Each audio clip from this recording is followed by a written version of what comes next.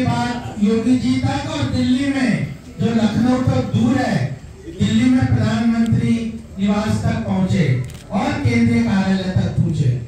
भारत माता की भारत माता की आपके तो पहुंच गई।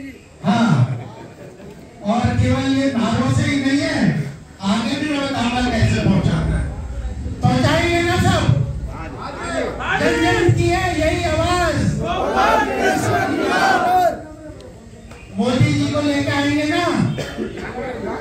2024 में किसको लेके आएंगे? क्यों लेके आएंगे?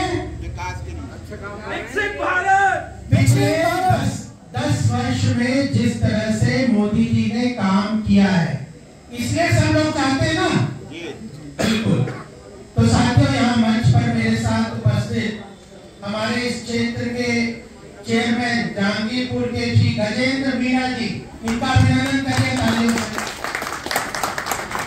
देखिए, जो समाज में काम करते हैं, समय निकालते हैं, बहुत मेहनत का काम है, और उन लोगों को क्या चाहिए? आप लोगों का समर्थन, उत्साह के साथ आपका समर्थन, तालियों की गड़गड़ाहट, यही तो उनके उत्साह का काम करने की प्रेरणा है। तो एक बार गजेंद्र जी का जोर से अग्रवाल समाज के सामाजिक क्षेत्र में काम करते हुए केशव प्रसाद जैन जी का भी अभिनंदन। प्रवीण कुमार अग्रवाल जी, जिन्होंने यह कार्यक्रम के लिए बड़ी मेहनत की, इनका तालियों से स्वागत करेंगे। संजय पराशर जी, अपने नमो सेवा केंद्र के बारे में सब जानते हैं। जीवन में नमो सेवा केंद्र कई महीनों से चल रहा है। सरकार की योजनाओं से किसी कारण से कोई वंचित रह गया है, किसी कारण से उसको कोई योजना के बारे में जानकारी नहीं मिली है। अगर जानकारी मिल रही है तो कहां से कौन से कागज कहां जमा करने, कहां जमा करके कहां देने, अगर उसका नहीं पता, उसके लिए ना उस चीज को कागज को भरवा के उस योजना की जानकारी देके उसको जमा कहां करना है, सरकारी दफ्तर में कहां जमा करना है, उसको योजना से जोड़ने का काम कौन कर रहा है? नमो सेवा केंद्र के माध्यम से संजय जी वहां बैठ के कर रहे हैं।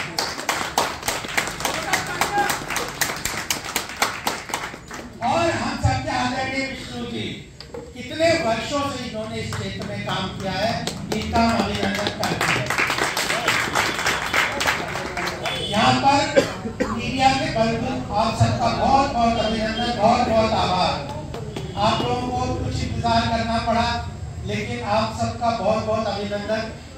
हमारे इस क्षेत्र के विमल जैन जी भी अपने साथ हैं, जेवर से कितने सालों से हमारे बीच साथ में खड़े। महेश अवाना जी अभिनंदन है, उमेश कुमार अग्रवाल जी उसका अभिनंदन है, और डॉक्टर दिनेश अग्रवाल जी, दिनेश अग्रवाल जी का अभिनंदन है, और हमारे रोहित कौशिक है, अतुल मित्तल जी है, नवीन जी है।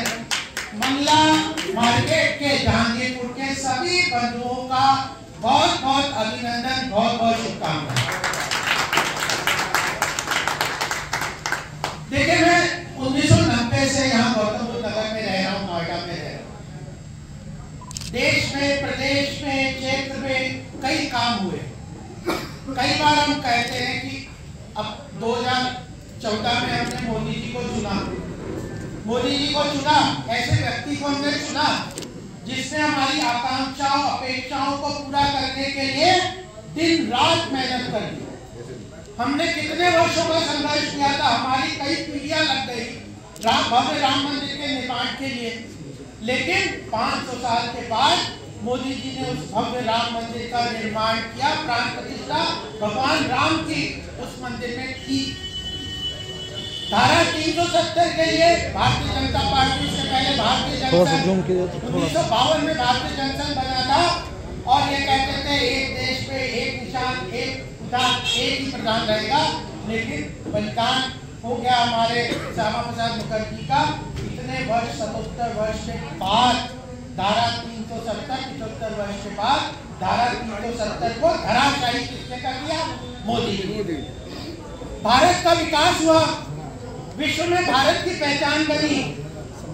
उसके बाद 2017 में योगी जी आए हमारे क्षेत्र में, अराजकता थी उत्तर प्रदेश में, लॉ एंड ऑर्डर, महिलाओं की सुरक्षा, फिरौती, और जिस तरह का गुंडागर्दी क्षेत्र में थी, तो लोग शाम को घर से निकलने के लिए खुद रहते थे और अपनी माँ बेटी बहू बेटियों को तो बिल्कुल भी निकलने नहीं कहते थे। शिक्षा पे असर हो रहा है, आजीविका पे असर हो रहा है, उनके विकास पे असर हो रहा है। लेकिन योगी जी ने एक बदलाव किया, ऐसा बदलाव किया कि 2017 से 22 तक में लॉ एंड ऑर्डर को कंप्लीटली ठीक कर दिया। मोदी जी ने 10 साल में काम किए, योगी जी ने 6 साल में काम किए। और यह क्यों हुए? हमारी आकांक्षा अपेक्षाओं को पूरा क्यों किया? आपने सही व्यक्ति को चुना, है ना? ऐसे तो देश में कई हो सकते हैं लोग, पहले भी ये 17वां कार्यकाल है राज्यसभा, ये अपना संसद का 15वें प्रधानमंत्री है मोदी जी। लेकिन कई प्रधानमंत्री तो कई हुए, लेकिन मोदी जी ने जिस प्रकार काम किया, जिस तरह से हमारी आकांक्षा और अपेक्षाओं को पूरा किया, वो तो किया, लेकिन उनको शक्ति किसने दी? प्रजातंत्र में संविधान ने कहा चुनाव की प्रक्रिया तो तय की है, लेकिन शक्ति उनको चुन के आगे ला के अपना समर्थन और सम्मान और सहायता, अपना योगदान समर्थन किसने दिया? आम जनता ने दिया ना। तो सबसे बड़ी प्रजातंत्र में किसकी जिम्मेदारी है? कानून से हमें चुनाव की प्रक्रिया में वोट डालने का अधिकार तो दिया है, लेकिन कर्तव्य भी दिया है कि उसका सही ढंग से इस्तेमाल करके सही व्यक्ति को आगे लाएं, आगे उसको चाहे उत्तर प्रदेश में चाहे केंद्र में तो हम लेके आए, तो उन्होंने काम किया। उसी तरह की जिम्मेदारी यहाँ पे भी है। आज आप देश का विकास मोदी जी कर रहे हैं, उत्तर प्रदेश का विकास योगी जी कर रहे हैं। अपने क्षेत्र का विकास हमें चाहिए बिजली, पानी, रोटी, कपड़ा, मकान, स्कूल, शिक्षा, हॉस्पिटल, स्वास्थ्य, सुरक्षा। अपने क्षेत्र में ये कौन करेगा? अपने क्षेत्र का हमारा प्रतिनिधि करेगा, है ना? मोदी जी तो आके यहाँ पे करेंगे नहीं, योजनाएं बनाएंगे, योजनाएं उन्होंने बनाई, उसके लिए संसाधन दिए, लेकिन उसको जमीन पर उतारने का काम हमारे क्षेत्र के जनप्रतिनिधि करेंगे, है ना? अगर देश बहुत विकास में चला गया, बहुत जीडीपी बढ़ गई, लेकिन मुझे सही अपने स्वच्छता की नालियों का विकास का काम नहीं मिला, सड़क नहीं मिली, मेरे क्षेत्र में प्राइमरी हेल्थ सेंटर नहीं बना, मेरे क्षेत्र में हॉस्पिटल नहीं बना, तो क्या हमारे लिए उस विकास में भागीदारी सुनिश्चित नहीं होगी? इसको सुनिश्चित करने का काम जो कहते हैं ना कि डबल इंजन की सरकार और तीसरा इंजन भी चाहिए। डबल इंजन बहुत काम करता है, लेकिन हमारे संविधान में लोकल बॉडीज, लोकल प्रतिनिधि का भी बहुत महत्वपूर्ण रोल। तो सही व्यक्ति को अगर हम चुनते हैं, वह व्यक्ति अगर पूरी निष्ठा के साथ काम करता है, पूरी लगन के साथ काम करता है, पूरी ईमानदारी के साथ काम करता है, तो अपने क्षेत्र का विकास अपने प्रदेश के विकास के साथ जुड़ता है और अपने प्रदेश का विकास देश के विकास के साथ जुड़ता है। अगर किसी के पास इच्छा भी है, शक्ति भी है, वो मेहनत भी कर रहा है, लेकिन उसको पता ही नहीं है क्या काम करना है, तो क्या होगा? क्या हमें दिल्ली जाना है, दिल्ली का रास्ता भी पता है, हमें पता है कैसे, लेकिन हमें उसका रास्ता कैसे जाना, कहाँ से बस पकड़ना, कैसे करना, इसकी भी जानकारी चाहिए। तो हमारे व्यक्ति को वह काम कर सकता है जिसके पास यह दिशा है कि मैं अपने क्षेत्र के विकास में, मैं कभी नहीं कहता देश का विकास होगा, वो ठीक है, लेकिन अगर हमारे गौतम बुद्ध नगर क्षेत्र का विकास हुआ, मेरा अपना उस काल में भागीदारी सुनिश्चित नहीं हुई, तो प्रजातंत्र का जो अंत्योदय का हमारा लक्ष्य है ना कुलदीप, अंत्योदय हम कहते हैं समाज के अंतिम वर्ग, हर व्यक्ति के, हर क्षेत्र के, हर वर्ग का विकास में भागीदारी सुनिश्चित करने का जो भारतीय जनता पार्टी का लक्ष्य है, वह करने के लिए जिम्मेदारी उस जनप्रतिनिधि की है, उस जनप्रतिनिधि को चुनने की जिम्मेदारी आपकी है।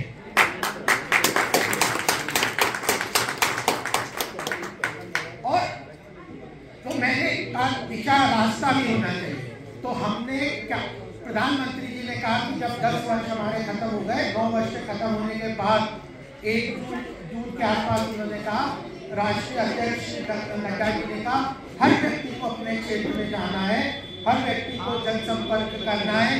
गांव चलो अभियान के माध्यम से, नव मतदाता जोड़ने के अभियान के माध्यम से, नारी शक्ति वंदन अभियान के माध्यम से, विकसित भारत संकल्प यात्रा के माध्यम से, संपर्क से समर्थन के माध्यम से, अनेकों कार्य प्रणाली के द्वारा अपने को सरकार के 10 साल के रिपोर्ट कार्ड को लेकर जनता के बीच जाना है। और आने वाले समय में जनता की आकांक्षा अपेक्षा क्या है, उन चीजों को साथ में लेकर समाहित करने का काम केंद्र में, प्रदेश में, केंद्र में सरकार तो करेगी, लेकिन उसकी जानकारी कौन देगा, वो हम देंगे। और उस जानकारी को, जब तक उस जानकारी, अगर मुझे ही पता नहीं है जानकारी, तो मैं क्या दूंगा। तो हमने एक व्यापक रूप से मई के महीने से व्यापक सघन, हमारी पूरी टीम ने, बहुत सारे यहाँ पे टीम के हमारे साथी यहाँ खड़े हुए हैं, नवीन जी और सब, रोहित जी, सब लोग ये जुड़े हुए, चपराना जी और सब लोग यहाँ पे जुड़े हुए, विमल जी, क्या व्यापक रूप से सारे क्षेत्र में घूमे, क्या क्या क्षेत्र की समस्याएं हैं, क्या क्या आवश्यकता है। अरे समस्या तो पता है, समाधान भी चाहिए। समाधान के बाद, समाधान तो मान लो 25 है, अब 1 साल में 25, 5 साल में 25 चीजें तो नहीं कर सकते, उनमें से मैं 10 कर सकता हूँ, 5 कर सकता हूँ, 15 कर सकता हूँ। हमारे रिसोर्सेज कितने, उसके अनुसार कैसे काम कर सकते हैं। तो उसको व्यापक रूप से हमने उसका सघन चिंतन करते हुए, जनता के साथ, लोगों के साथ मिलते हुए एक डॉक्यूमेंट तैयार किया, समाधान को लेकर भी तैयार किया। समाधान में से कौन कौन सी चीजें हम कर लेंगे, वह चीजें यहाँ पे सामने लेके आए, लेकिन उसके बाद लिखित रूप में संकल्प पत्र भी देना है। आज जनप्रतिनिधियों की अकाउंटेबिलिटी कैसे है ना, जो जनप्रतिनिधियों का जो अकाउंटेबिलिटी कैसे होगी। अगर मैंने कुछ लिख के, आज मैंने कुछ बोला, कल भूल जाए, आपको पता नहीं चलेगा कैसे काम होगा। तो लिखित में मैं अगले 5 साल में जहांगीरपुर जेवर विधानसभा के लिए क्या करूंगा, गौतम बुद्ध नगर के लिए तो करूंगा, वो तो अलग उसमें लिखा हुआ है, लेकिन जहांगीरपुर गौतम बुद्ध नगर के लिए, जेवर विधानसभा क्षेत्र के लिए क्या करूंगा, यह संकल्प के साथ इस पत्र के माध्यम से आप लोगों के सामने रखते हैं।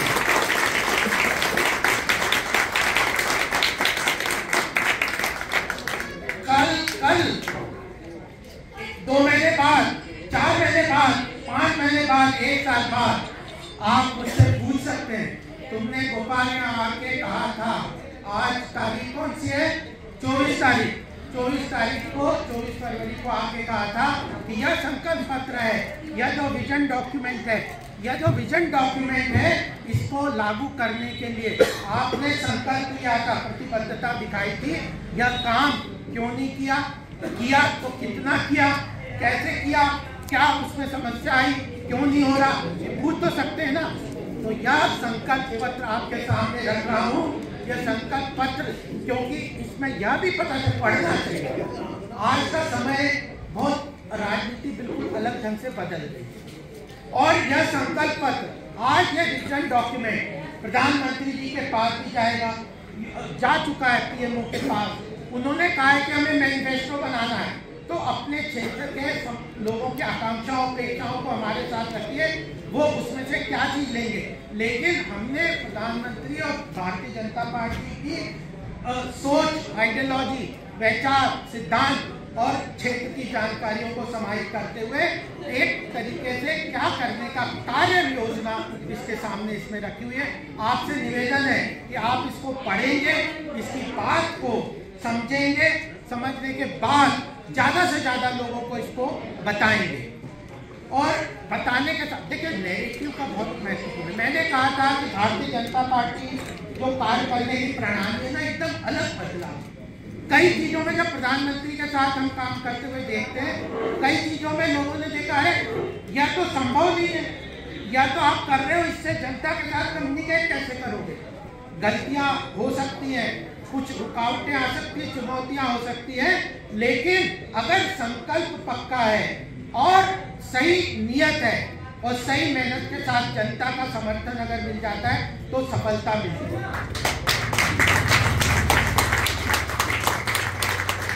तो मैं आज बहुत बड़ी बातें भी नहीं करूंगा, भव्य राम मंदिर में ये सब आपको पता है, लेकिन आज आपके सामने आपको यह बताने आया हूँ कि इसमें केवल, और देखिए गौतम बुद्ध नगर का तो अलग पूरा इसमें परिदृश्य और सामने बुकलेट में रखा हुआ है, लेकिन जेवर विधानसभा के लिए भी क्या करेंगे अलग से पूरा एक पेज है जो कॉमन है वो तो सब हैं।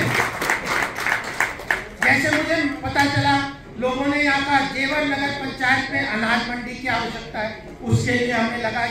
अब हमें पता है तो कम से कम हम काम तो करेंगे। जेवर नगर पंचायत में बस स्टैंड की आवश्यकता है, इसको लिखा है। और जेवर में टोल टैक्स मुद्दे का समाधान करने की आवश्यकता है। जहांगीरपुर नगर पंचायत में डिग्री कॉलेज की स्थापना के लिए हमने अपना वचन बद्ध। सरकार के पास बहुत रिसोर्सेज होते हैं, सही उसका इस्तेमाल करना, सही दिशा में इस्तेमाल करना। कई लोग कहते हैं आज कितनी सड़कें बन रही है, और यह कोई बजट जो है केंद्र सरकार का, प्रदेश का, आज ही थोड़ी बना, हर साल होता है, लेकिन सही ढंग से पैसे के रिसोर्सेज की कई कमी है। कोविड की कितनी बड़ी त्रासदी हुई, पूरा विश्व में त्राई बच गई, लेकिन मोदी जी ने 230 करोड़ लोगों को निःशुल्क वैक्सीनेशन दिलवा दिया, अपना इजाद करवा दिया। उसके लिए जितना खर्चा लगा उतना करा। किसानों के सम्मान निधि के लिए, महिलाओं के उत्थान के लिए, मनरेगा के लिए, सब योजनाओं के लिए, रोड निर्माण के लिए, प्रधानमंत्री आवास योजना के लिए अनेक राशि प्रधानमंत्री जी ने सुनिश्चित की। और अब वो क्या कहते हैं, भारत की अर्थव्यवस्था जो 5वें नंबर पे पहुंच गई है, उसको मेरी मोदी गारंटी है। मोदी गारंटी है कि 3रे नंबर पे पहुंचा दूंगा। लेकिन मोदी कोई भी कह सकता है, कांग्रेस पार्टी कह सकती है, आप पार्टी कहती है। मैं राजस्थान के इलेक्शन में अभी था तो अशोक गहलोत सरकार 5 साल में वहां थी। उन्होंने कहा कि आयुष्मान भारत में हम 25 लाख की, उनकी योजना 25 लाख के हेल्थ इंश्योरेंस देंगे, और हम तो केंद्र सरकार की आयुष्मान भारत में 5 लाख की हेल्थ इंश्योरेंस की योजना है। तो मैं जब गया उदयपुर के, तब लाभ का काम मेरे पास था, 28 वहाँ के क्षेत्र के वो इलेक्शन के थे, तो लोगों ने कहा ये 25 लाख की गारंटी दी। हमने कहा एक डेटा निकालो, इन्होंने 5 साल में कितने लोगों को इसके द्वारा लाभ दिया। आप सुन के आश्चर्यचकित होंगे, केवल 12 लोगों को उस 25 लाख की हेल्थ गारंटी के अंदर लाभ मिला था। और राजस्थान अकेले में आयुष्मान भारत की 5 लाख की हेल्थ परिवार की गारंटी में 1,37,00,000 लोग राजस्थान में, जहां पे दूसरे की सरकार, तो जनता ने उसको नहीं दिया। तो कहता क्या है, करता क्या है, उसमें मोदी की गारंटी को सब लोग जानते हैं। तो आपको यह भी चुनाव करना है कि किसने क्या कहा, कितना कहा, आपको उस पर कितना विश्वास करना है, उसके अंदर कितना जज्बा है, उसके लिए पीछे कितना काम करना है। तो मुझे लगता है इस बात को आप सही ढंग से मूल्यांकन करेंगे। अनेक कम्युनिकेशन के माध्यम प्रधानमंत्री मोदी जी ने, नड्डा जी ने जन जन के लिए दिए हैं। प्रजातंत्र में अपनी बात को मजबूती से कहना, यही आम जनता की शक्ति का कारण है ना। अगर आपको प्लेटफॉर्म सही मिल गए, सही जगह पे आपकी बात पहुंच गई, तो आपकी बात का पूरी तरह से जो लागू होने के लिए बहुत बड़ी उसमें आगे बढ़ने का उसमें दिशा मिल जाती है। तो प्रधानमंत्री मोदी जी ने नमो ऐप बनाया हुआ है। नमो ऐप सबको उन्होंने कहा डाउनलोड कर लो। उसके अंदर जनमन सर्वे है। उस जनमन सर्वे के माध्यम से आप अपने क्षेत्र के विकास के बारे में, योजनाओं के बारे में क्या कह सकते हैं वो बता सकते हैं। जनप्रतिनिधियों का मूल्यांकन करने की बात भी उसमें, किस व्यक्ति को नया चाहते हैं वो भी उसमें डाल सकते हैं। और उसके बाद 150-200 से ऊपर के लोग नमो ऐप को डेली बेसिस पर एनालिसिस करके आम जनता की योजनाओं की जानकारी के बारे में और प्रतिनिधित्व के रूप में कैसे व्यक्ति को चाहते हैं, उसकी बारी सीधी जानकारी सीधे प्रधानमंत्री के पास बिना बिचौलियों के जाती है। ग्राउंड लेवल पे पार्टी अनेकों सर्वे कर रहे हैं, आपके सामने भी हो सकता है। जब ये सब आएंगे उन सबको समाहित करके यथोचित सब जो लोगों की भावनाएं उनको समाहित करते हुए सरकार और पार्टी उन चीज़ों को लेके आएगी। तो मुझे लगता है कि यह समय 2024 का महत्वपूर्ण समय है।